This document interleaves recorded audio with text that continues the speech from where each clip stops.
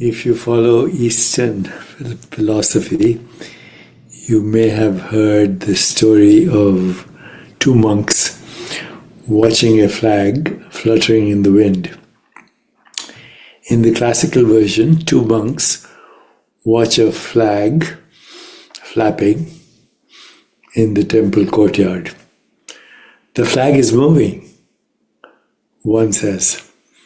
The other monk says, no, the wind is moving. At that moment, the sixth patriarch, Huineng, walks by and says, it is neither the wind nor the flag that moves. It is your mind that moves. So, from a Chan Zen standpoint, both monks are caught in relative truth and conceptual fixation.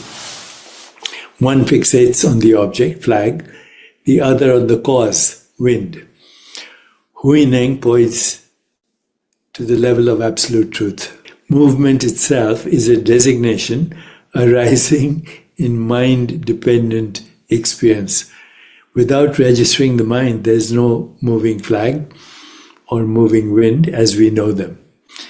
This is deeply continuous with the Mahayana teachings, like Yogacarra's Mind Only and the Diamond Sutra that influence Huineng.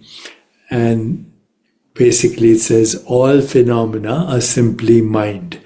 Chitta matra, chitvriti nirod is the most important phrase in yogic literature. So what is being discussed here is that there is nothing that is not mind dependent.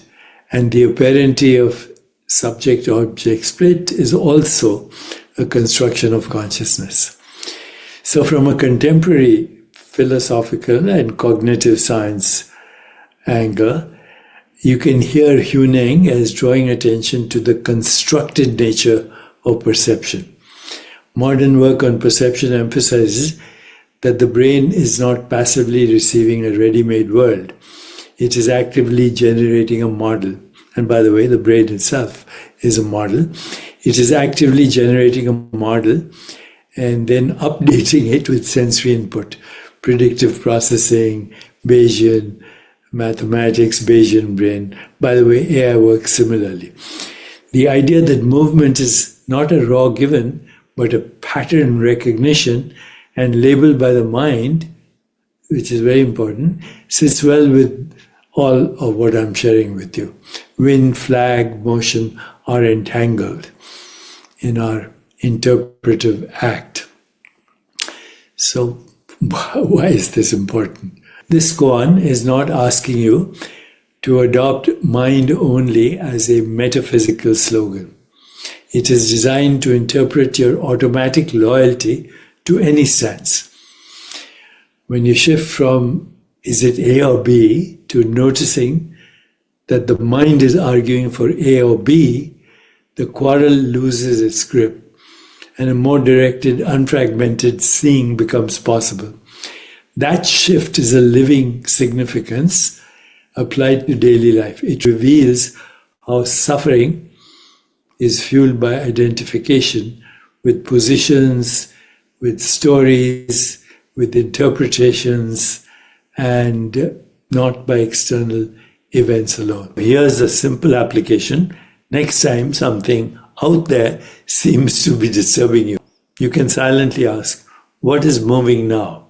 The situation or my mind's story about it? That inquiry doesn't deny the situation, but it relocates the key leverage for freedom. So,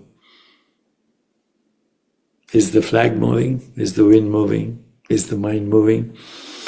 Or is it all a story in you? And remember, there are infinite versions of that story. One of the practices in Buddhism, Eightfold Path, is right perspective. Right perspective is either no perspective or all perspectives. Sarvam Khalvidam Brahma